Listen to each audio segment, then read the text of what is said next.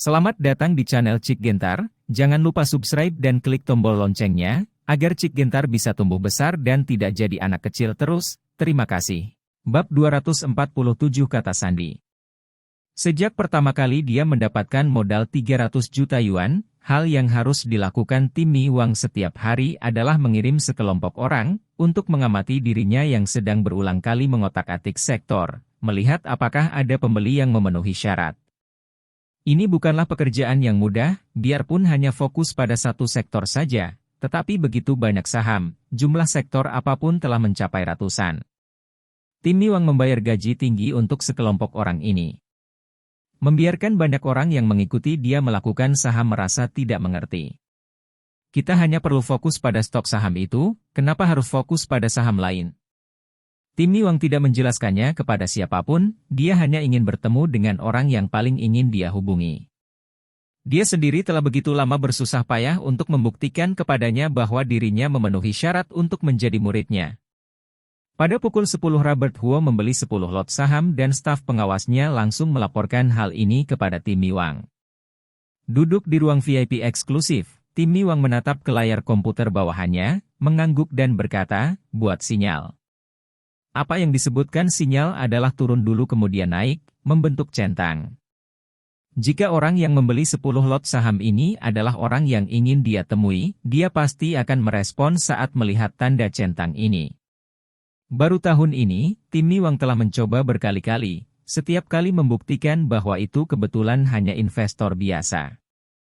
Setelah dikecewakan berkali-kali, Tim Mi Wang sudah tidak lagi menyimpan harapan besar seperti yang dia lakukan di awal, dia sudah terbiasa dengan tanda centang itu. Di saat tanda centang itu muncul, sekitar 3 menit lebih kemudian, staf pengawas tiba-tiba berteriak, "Bos, sudah ada tanggapan." Tiba-tiba batas tertinggi dibeli menjadi 450 lot. Satu lot adalah 100 lembar, 450 lot adalah 45.000 lembar. Berdasarkan hitungan harga saham ini, Robert Huo setara dengan menghabiskan semua 300.000 saham yang baru saja dimasukkan. Sekarang saham teknologi ini masih berfluktuasi sekitar 0,7% ke atas, tiba-tiba ada ratusan lot dibeli pada harga batas tertinggi, tentu saja ini sangat mencolok. Orang normal tidak akan tiba-tiba membeli banyak dengan harga seperti itu, mungkin mereka yang bekerja sebagai bankir akan melakukannya, karena mereka harus membingungkan investor saham individu, membuat orang-orang tidak mengerti sebenarnya apa yang ingin mereka lakukan. Namun hanya chip saham teknologi yang nyaris memiliki harga rendah, yang dikendalikan di tangan Tim Mi Wang, tidak mungkin ada keberadaan bankir kedua. Jika memang begitu, itu bisa jadi benar. Tim Mi Wang melompat dari kursinya, bergegas ke depan layar komputer, melihat catatan pembelian 450 lot yang nyaris tertelan dalam sekejap. Meskipun karena mekanisme kerahasiaan, dia tidak dapat mengetahui pembeli kali ini apakah adalah orang yang sama dengan orang yang membeli 10 lot, tetapi dia memiliki firasat yang kuat, bahwa orang ini adalah gurunya. Itu pasti dia. Dengan harga batas tertinggi membeli sebanyak 136 lot. Tim Mi Wang memberitahu dengan suara cemas. Operator segera menuruti apa yang dia katakan, pesanan besar ini dibeli pada harga batas tertinggi. Pesanan besar sebanyak 10.000 lot, membuat harga saham nyaris dari garis lurus naik ke atas, di saat yang sama, banyak saham yang dijual di bawah harga ini juga ditelan dalam sekejap. Menurut pandangan Robert Huo, tekanan kenaikan saham saat ini terlalu besar, 13.000 lot, dihabiskan bersih dalam waktu singkat dan harga saham berhenti pada kenaikan 7,8%. Beli 76.651 lot lagi. Tim Mi Wang lanjut memerintah. Operator melihat dia dan berkata, "Bos, sekarang tekanan ke atas terlalu besar. Jika kita membeli seperti ini, chip harga rendah kita mungkin bisa tergantikan, pada saat itu tidak akan dapat memanipulasi saham. Aku menyuruh kamu untuk membeli." Tim Mi Wang menoleh dan menatapnya dengan wajah yang dingin. Dia baru lulus dari perguruan tinggi kurang dari 2 tahun. Umurnya masih muda, tetapi banyak orang yang hadir jauh lebih tua dari dia. Tetapi karakter Tim Mi Wang sangat gigih dan juga sangat tidak berperasaan. Jika kamu tidak setuju, terpukul adalah hal yang biasa. Pada saat dia hanya memiliki modal beberapa ratus ribu, dia berani meludahi orang yang memiliki aset puluhan juta untuk mengungkapkan rasa jijiknya. Kamu berani menantangnya, dia berani pergi ke Komisi Pengaturan Sekuritas untuk membongkar semua data gelap kamu. Bagi banyak orang yang beroperasi di pasar saham, orang ini gila. Jika kamu melaporkan orang lain, lantas apakah orang lain itu akan melepaskanmu? Tetapi Timmy Wang sama sekali tidak mempedulikan hal itu, dia tampaknya hanya ingin menghasilkan uang, siapapun yang menghalangi jalannya, akan enyah atau binasa bersama. Tidak ada kompromi, apalagi menghindar. Karena kepribadian yang gila ini, banyak orang yang tahu bahwa setelah dia menjadi bankir, mereka dengan bijaksana untuk tidak merebut bankir lagi. Sampai sekarang, Timmy Wang telah mengumpulkan ratusan juta dana dan telah menjadi orang yang kuat dan agresif di pasar saham, juga tidak ada orang yang berani memprovokasi dia. Mungkin lembaga-lembaga besar itu memiliki dana yang lebih banyak daripada dia, tetapi data gelap juga banyak, tidak ada yang berani memprovokasi Timmy Wang dia dengan resiko diseret sampai mati oleh dia. Bahkan memiliki modal besar juga begitu, apalagi operator yang bekerja dengan Timmy Wang. Dia memelototinya, operator yang berusia hampir 30 tahun itu tidak mengatakan apapun, langsung menuruti perkataan dia membeli 7651 lot. Meskipun tekanan kenaikan saham saat ini terlalu besar. Tetapi pada awalnya lebih dari 10.000 lot, kemudian lebih dari 70.000 lot, juga menekan banyak investor saham individu. Melihat harga batas tertinggi diblokir, banyak investor saham individu juga mengikutinya beli. Pada saat ini Timmy Wang berkata, batalkan pesanan. Operator segera membatalkan pembelian, tidak ada prioritas pesanan besar, beberapa pesanan beli investor saham individu langsung tertelan dengan pesanan jual. Harga saham dari harga batas tertinggi sekejap turun.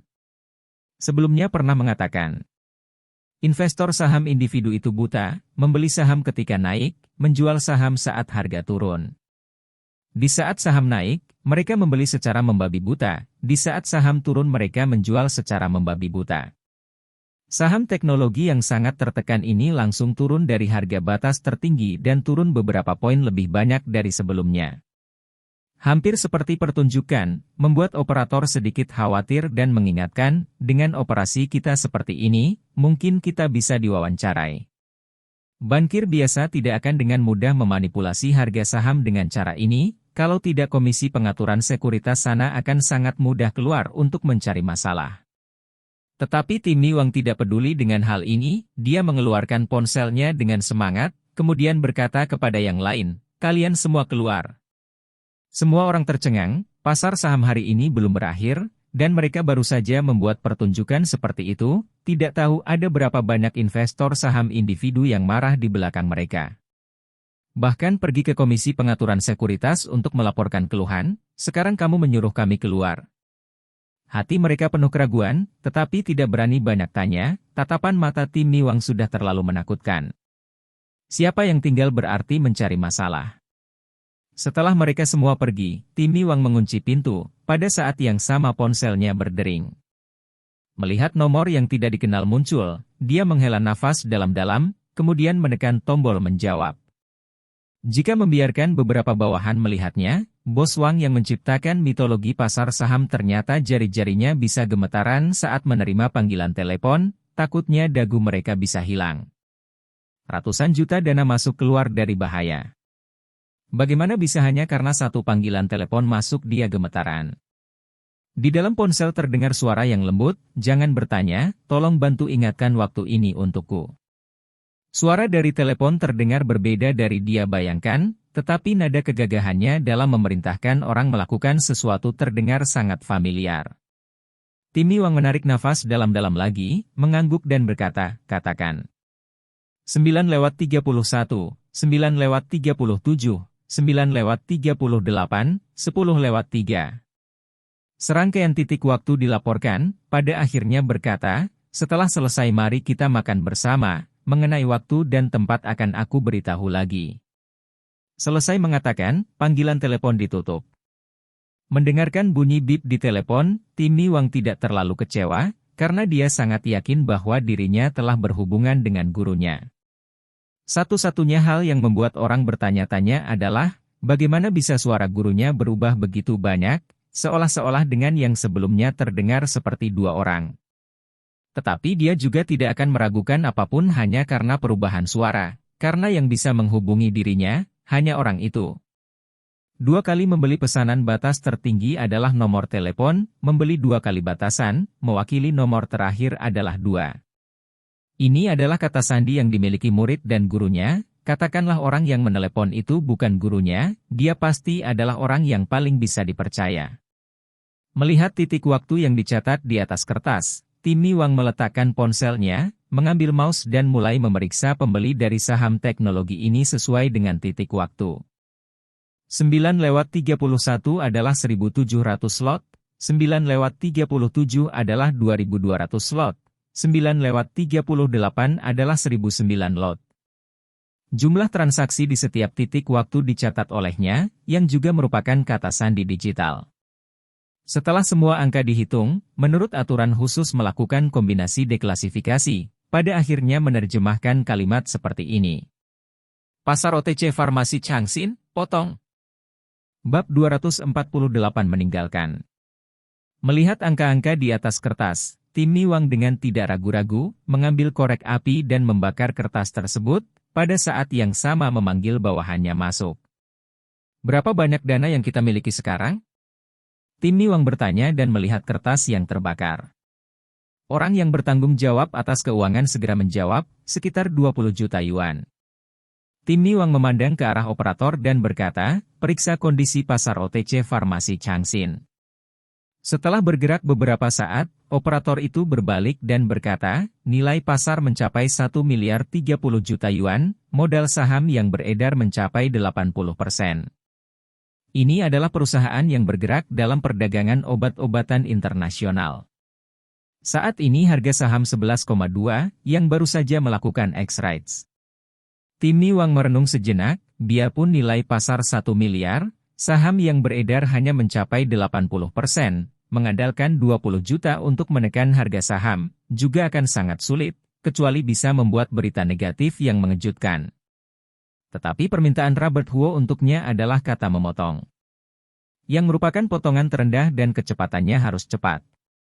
Dengan tegas tidak akan memberi kamu kesempatan untuk bernafas. Oleh karena itu, Timmy Wang tidak punya waktu untuk perlahan-lahan mengambil chip harga rendah untuk memanipulasi harga saham. Hanya bisa mengandalkan dana menekannya. Setelah memikirkannya selama setengah menit, Timmy Wang berkata, 20 juta yuan tidak cukup, ambil 80 juta yuan lagi. Tetapi dana kita sekarang semua telah digunakan untuk memanipulasi harga saham. Jika kita menjual pada saat ini bisa mengalami kerugian. Operator itu berkata, jangan bicarakan tentang pendapatan keuntungan dengan saya ingin dana sebanyak 100 juta yuan. Timmy Wang menatapnya, wajah yang tampak muda dan tampan, dipenuhi dengan rasa penindasan yang tak tertahankan. Dalam 2 hari, biarkan saham ini dipotong. Beberapa orang yang mendengar ini tercengang. Sejak mengikuti Timmy Wang menangani urusan, meskipun ada saham yang terpotong, tetapi semua dikarenakan pendapatan keuntungan mereka yang tinggi, penjualan yang cepat. Saham seperti itu, biarpun dipotong juga akan mendapat keuntungan. Tetapi sekarang, mereka tidak memiliki 1 sen chip, jika langsung memotong, itu sama dengan rugi sebanyak 50.000 juta yuan. Kenapa harus melakukan hal ini? Mereka belum pernah mendengar perusahaan yang bernama Farmasi Changxin dan karena pasar OTC baru mulai dijual di pasar, itu sama sekali tidak layak untuk dilihat mereka. Juga tidak pernah mendengar adanya kontradiksi antara Timmy Wang dan perusahaan ini. Semua orang langsung teringat dengan hal Timmy Wang menyuruh mereka untuk keluar. Mungkin di saat mereka keluar terjadi sesuatu. Bisa membuat si jenius pasar saham tiba-tiba mengeluarkan ratusan juta untuk memecahkan saham sampai posisi potongan, pasti tidak biasa. Orang keuangan yang paling akrab dengan Timmy Wang secara tidak sadar melirik ke layar komputer, seharusnya ada kaitannya dengan pesanan batas tertinggi ratusan lot yang sebelumnya. Mereka tidak dapat menebak jawabannya dan juga tahu bahwa Timmy Wang tidak akan memberitahu mereka. Pria muda dan cakap ini selalu tidak mengubah kata, bekerja di bawahnya, kamu sebaiknya jangan bertanya terlalu banyak kenapa, ikuti saja. Operator itu tidak banyak bicara, menuruti apa yang dikatakan Tim Miwang, menjual 3 saham chip yang ada di tangannya. Setiap saham mengalami penjualan besar-besaran terhadap puluhan juta, ketiga saham ini terhantam dengan menyedihkan. Para investor saham individu tercengang melihat harga saham yang jatuh dengan gila, tidak mengerti apa yang terjadi. Itu baik dan juga bukan berita buruk, bagaimana bisa tiba-tiba membuat pesanan besar. Pada penutupan siang hari, harga saham telah turun 8% dan Tim Miwang juga berhasil menarik dana sebanyak 100 juta. Dana ini, semuanya dituang ke dalam akun pasar OTC. Fluktuasi harian papan utama Shanghai dan Shenzhen dibatasi pada fluktuasi 10% sedangkan pasar OTC karena perusahaan relatifnya kecil, bersedia masuk lebih dikit, oleh karena itu dibatasi fluktuasi menjadi 30%. Jika setiap hari Tim Miwang menekan harga saham farmasi Changxin pada harga batas terendah, potongan dalam 2 hari menjadi tidak masalah, tentu saja, melakukan hal ini juga bisa membuat kerugian yang cukup besar. Begitu pembukaan di sore hari, mereka akan membeli dengan gila, ada berapa banyak sapu berapa banyak, tidak peduli dengan modal pokok. Pembelian dana sebesar 100 juta membuat harga saham naik sekitar 13%, membuat investor saham individu yang membeli ini senang. Secara diam-diam meningkat dengan begitu banyak, ini adalah keinginan Tuhan. Banyak orang yang menyebar berita ini, juga banyak yang membelinya, mereka bahkan tidak tahu, mulai besok farmasi Changxin akan memasuki neraka. Langit tidak akan dengan mudah menjatuhkan makanan gratis, terutama pasar saham. Di saat Tim Miwang sibuk memenuhi perintah Robert Huo. Robert Huo sendiri pergi ke pasar sayur. Dia membeli beberapa sayuran yang disukai Yachop Zhao dan juga secara khusus pergi ke toko perangkat keras untuk membeli pipa air. Tuan besar ingin menanam pohon, setiap hari mengangkat air juga terlalu lelah, akan lebih mudah menghubungkan pipa air untuknya. Membawa barang. Robert Huo berjalan ke komplek. Ketika dia berjalan sampai ke dekat rumah Yachop Zhao, dia melihat banyak orang di sekitar sana, juga ada mobil ambulans dan polisi. Jantungnya berdebar, Robert Huo bergegas lari ke sana dan melihat 2 dokter keluar membawa tandu yang dilapisi kain putih. Sungguh menyedihkan, tidak ada yang tahu dengan kematiannya. Itu masih belum menyedihkan, kalau tidak ada yang menyelenggarakan jamuan perpisahan. Itu baru menyedihkan. Sungguh tidak terduga bahwa orang terkenal seperti itu akan berakhir seperti ini. Perkataan orang-orang di sekitar membuat wajah Robert Huo memucat, dia tidak terlalu peduli, dengan cepat melangkah ke depan untuk menghentikan tandu itu. Dokter itu menatapnya dan berkata, "Apa yang kamu lakukan?" Robert Huo meletakkan barang-barang yang ada di tangannya, dengan gemetaran membuka kain putih tersebut. Yang dia lihat adalah wajah Yachop Zhao dengan mata tertutup. Wajahnya pucat dan sudah tidak bernyawa. Pada saat ini, Robert Huo merasa bingung. Tuan besar. Meninggal. Yachop Zhao pergi terlalu tiba-tiba, kemarin Robert Huo baru saja membuat kotak kayu bersama dengannya, hari ini orangnya sudah meninggal. Perubahan seperti ini membuat Robert Huo sulit menerimanya. Dia bahkan sangsi, apakah dirinya masih belum bangun, bagaimana bisa? Orang-orang dari properti komplek berjalan maju ke depan dan mengatakan beberapa kata kepada dokter, kurang lebih Robert Huo dan Yachop Zhao memiliki hubungan yang baik. Dokter memandang Robert Huo dan tidak membentaknya untuk menyingkir dan berkata, turut berduka cita Tuan. Robert Huo menarik nafas dalam-dalam, menatapnya dan bertanya, apakah karena kanker? Seharusnya iya, kami juga menerima telepon dari pihak properti untuk memberikan pertolongan pertama. Pada saat itu sudah terlambat. Berdasarkan kondisi tempat kejadian, seharusnya itu karena kegagalan organ akibat kanker stadium lanjut, seharusnya dari kemarin malam permulaannya. Dokter menjelaskan. Tangan Robert Huo pelan-pelan mengepal, kemarin malam sudah permulaan. Dia masih ingat. Kemarin malam di saat dia pergi, Tuan Besar bersandar pada kosen pintu memandang dirinya. Pada saat itu, dia tidak tenang bahkan ingin kembali dan terus menemani Tuan Besar. Tetapi pada akhirnya dia pergi. Dia berpikir bahwa belum terlambat untuk datang keesokan harinya. Siapa sangka 1 malam yang berlalu adalah perpisahan. Tuan, cuaca hari ini lebih panas, kita harus mengirim jenazah ke kamar mayat, kamu lihat. Perkataan dokter membuat Robert Huo kembali sadar. Dia mengangkat kepalanya dan matanya sudah sedikit memerah. Robert Huo tidak pernah mengalami perpisahan selamanya, tetapi tidak ada waktu yang membuatnya merasa lebih sedih dari sekarang. Meskipun dia dan Yachop Zhao bukan kerabat tetapi lelaki terhormat ini selalu menjadi orang yang paling dia hormati. Pada awalnya ingin menemani lelaki tua itu menjalani akhir hidupnya, tetapi pada akhirnya dia gagal. Ini membuat Robert Huo menyesal, bersalah dan berduka. Dia meletakkan tangannya di atas tandu lalu melihat ke orang properti dan bertanya, apakah ada yang mengurus kematian Profesor?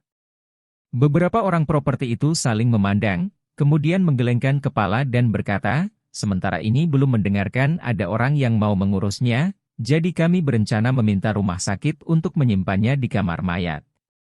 Profesor adalah orang lokal, berdasarkan aturan setempat, dia akan ditempatkan di aula duka selama 3 hari, lalu dimakamkan. Saya akan mengurus kematiannya, jenazahnya tidak perlu dikirim ke rumah sakit lagi. Robert Huo memandangi tubuhnya yang ditutupi kain putih dengan wajah yang sedih berkata, sifat manusia berubah-ubah, Profesor sudah mencicipinya, aku pikir, dia pasti tidak rela berbaring sendirian di tempat yang dingin itu. Orang properti itu sedikit ragu, bagaimanapun juga mereka tidak pernah mengalami hal ini, terlebih lagi setelah kematian Tuan Besar dan juga persoalan mengenai harta warisan. Termasuk barang-barang di rumahnya, siapa tahu itu berharga. Robert Huo memang sering datang ke sini dan memiliki hubungan baik dengan Tuan Besar, tetapi tidak ada yang bisa memastikan bahwa dia dapat mengurus masalah ini. Melihat keraguan orang-orang properti, Robert Huo tentu tahu apa yang mereka khawatirkan dan berkata, kalian boleh meminta orang untuk menyegel barang-barangnya, kecuali 2 bon yang bernilai 9 juta. Profesor menunjuk itu untuk disumbangkan kepada THP Project. Karyawan THP Project, kalian boleh meminta mereka datang ke tempat untuk melakukan serah terima. Saya tidak akan masuk ke rumahnya, cukup buat aula peringatan untuk Profesor. Bab 249 Warisan. Dia berkata begitu dan orang properti juga tidak mengatakan apa-apa. Bagaimanapun juga Yachop Zhao adalah seorang profesor yang terkenal, biarpun di masa tua dia kehilangan ketenaran dan kekayaannya, tetapi kontribusi dia sebelumnya tidak dapat disangkal. Orang seperti ini, jika tidak ada orang yang mengurus kematiannya, itu agak terlalu menyedihkan untuk orang yang melihatnya. Oleh karena itu Robert Huo bersedia maju untuk melakukannya dan orang properti juga senang melihatnya. Mengenai masalah penyegelan barang, seperti yang dikatakan Robert Huo, boleh mencari seseorang untuk melakukannya. Kemudian, di bawah pimpinan komunitas dan orang properti, dokter juga tidak banyak bicara dan meletakkan jenazah. Setelah peti kristal diangkut kemari, jenazah Tuan Besar dimasukkan ke dalam, pada saat yang sama pengurus rumah duka juga secara khusus mengutus orang datang mendirikan tenda pemakaman. Di dalam rumahnya mereka menemukan satu foto lama Yachop Zhao, kemudian membesarnya untuk dijadikan foto almarhum. Segalanya tampak teratur, banyak orang yang tinggal di dalam komplek datang melihat keramaian, atau melihat apakah ada sesuatu yang bisa dibantu. Tidak peduli apakah Yachop Zhao adalah seorang profesor atau bukan, setidaknya dia tinggal di komplek ini, seorang lelaki tua meninggal. Bahkan tidak ada anak yang menyelenggarakan jamuan perpisahan, hal ini sangat mudah membangkitkan rasa simpati orang lain. Robert Huo tidak memakai pakaian berkabung, karena dia akui bahwa dia tidak memenuhi syarat untuk menggantikan anak cucu Yachop Zhao. Berdiri di depan aula duka, Robert Huo adalah orang pertama yang menaruh 3 batang dupa dan membakar 2 genggam uang kertas. Setelah Natalining mendengar kabar ini, dia juga membawa Gebi datang. Robert Huo mengantarkan gadis kecil ini sampai di depan aula duka dan berkata, bakar beberapa kertas untuk kakek dan menundukkan kepala 3 kali. Gebi sangat patuh, dia berjalan sampai di depan pot dupa, melihat foto almarhum yang ada di atas meja dan tidak takut sama sekali. Robert Huo berdiri di sampingnya dan berkata pada jenazah yang ada di dalam peti kristal, Tuan Besar, putriku datang sedikit terlambat. Tidak sempat membiarkan Mu melihatnya secara langsung. Aku menyuruh dia menundukkan kepala 3 kali, memanggil Mu kakek untuk meminta maaf. Kamu jangan khawatir, aku tidak akan melupakan apapun yang kamu pesankan padaku. Natalie Ning berdiri di sampingnya, melihat ekspresi suaminya yang tenang, dia mengulurkan tangannya dan memegang kepalan tangan Robert Huo. Di saat berbicara, Robert Huo menggenggam tangannya dengan sangat erat yang menunjukkan bahwa hati dia tidak setenang kelihatannya. Tanpa banyak menghibur, Natalie Ning tahu bahwa Robert Huo sangat menghormati orang tua ini. Kepergian orang tua ini membuat dia hampir tidak bisa menghindari kesedihan. Jangan katakan orang lain, bahkan dia yang tidak banyak berkomunikasi dengan Yachop Zhao. Setelah melihat orang tua terhormat ini meninggal dan tidak ada orang yang peduli, dia juga merasa sangat sedih. Orang yang datang membakar kertas. Kebanyakan adalah warga komplek. Di saat mereka datang, mereka selalu memperhatikan pria yang duduk bersila di atas tanah, memoles beberapa potongan kayu. Semua orang tahu bahwa pria ini memiliki hubungan yang sangat baik dengan Yachop Zhao. Dia adalah orang pertama yang berinisiatif untuk bertanggung jawab mengurus kematian profesor tersebut. Persahabatan seperti itu membuat orang jadi terkagum. Robert Huo akan sedikit membungkuk kepada setiap orang yang datang membakar kertas, kemudian melanjutkan kerjaan kayunya. Pada saat kemarin ini, dia hanya ingin mengerjakan kotak kayu itu dengan cepat, pengerjaannya tidak terlalu bagus. Tetapi sekarang, dia mempunyai banyak waktu, Tuan Besar juga tidak akan terlalu cemas lagi. Oleh karena itu dia ingin melakukan yang terbaik untuk membuat kotak kayu itu lebih sempurna. 3 jam setelah tenda didirikan, seorang pria memakai jas dan kacamata berjalan masuk. Dia melihat Robert Huo kemudian bertanya, apakah kamu yang bertanggung jawab atas urusan kematian Profesor Zhao? Robert Huo menatapnya dan bertanya, ada apa? Halo, nama saya Carlos Dong, pengacara yang disewa oleh Profesor Zhao.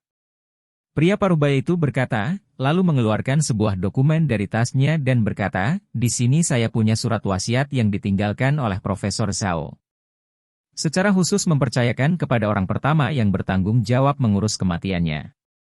Sederhananya, kamu menangani hal-hal ini untuk profesor, dan kamu adalah ahli warisnya. Pria parubaya itu menyerahkan dokumennya, tetapi Robert Huo tidak ada maksud untuk menerimanya. Dia melakukan hal ini bukan untuk mendapatkan warisannya, tetapi untuk menghilangkan rasa bersalah di hatinya. Robert Huo tidak bergerak, membuat pria parubaya itu sedikit malu. Dia mengambil kembali dokumen itu dan berkata, tidak masalah jika kamu tidak menerimanya. Isi surat wasiat sudah dikonfirmasi oleh saya dan profesor sendiri, juga telah disahkan dan memiliki efek hukum. Berdasarkan isi surat wasiat, Anda akan mewarisi semua aset profesor, termasuk rumah ini, wisma rumah tua, dan simpanan barang antik di dalam brankas dengan total nilai sekitar 400 juta. Selain itu di dalam surat wasiat mengharuskan semua uang tunai harus melalui prosedur hukum. Proses donasi THP Project ada saya yang bertanggung jawab untuk mengawasinya.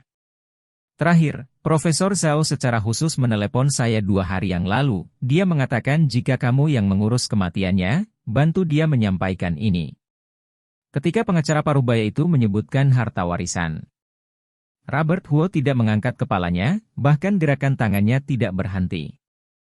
Tidak seperti Natalie Ning, orangnya yang sedikit bodoh, rumah komplek ini tidak seberapa. Harganya sekitar 1,8 juta tetapi wisma rumah tua itu mahal. Mencakup wilayah yang luas juga merupakan wilayah perkotaan, konon ada seorang developer yang ingin membelinya dengan harga 300 juta, tetapi Tuan Besar tidak mau menjualnya.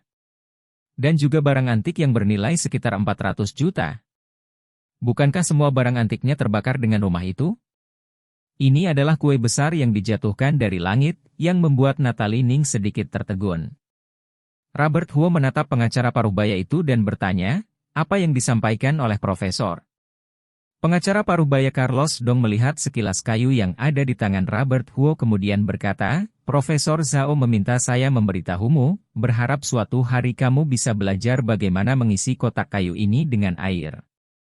Robert Huo tertegun mendengar ini, kalimat ini sedikit aneh dan sulit dimengerti. Kotak kayu diisi air kelihatan aneh, nyatanya tidak terlalu sulit. Pada zaman kuno tidak ada tong besi. Semuanya adalah tong kayu yang juga bisa menampung air. Asalkan pengerjaannya cukup bagus, tong kayu tidak akan ada celah untuk air keluar. Tetapi Robert Huo tahu, Ya Chop Zhao meminta orang untuk menyampaikan ini, pasti bukan meminta dia menggunakan kotak kayu sebagai ember. Kalimat ini seharusnya memberitahu dia beberapa filosofi hidup. Namun kalimat Profesor Zhao terlalu rumit, membuat orang sulit memahaminya untuk sementara waktu.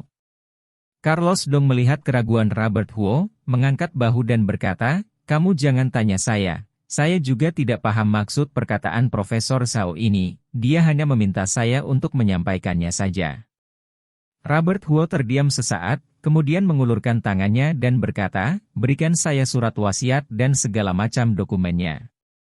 Tanpa ragu-ragu Carlos Dong menyerahkan barang-barang itu kepadanya, kemudian kelihatan dengan tidak sengaja bertanya, "Jika kamu ingin mengubah beberapa barang ini menjadi uang, saya kenal beberapa rumah lelang yang bagus. Termasuk Wisma juga bisa.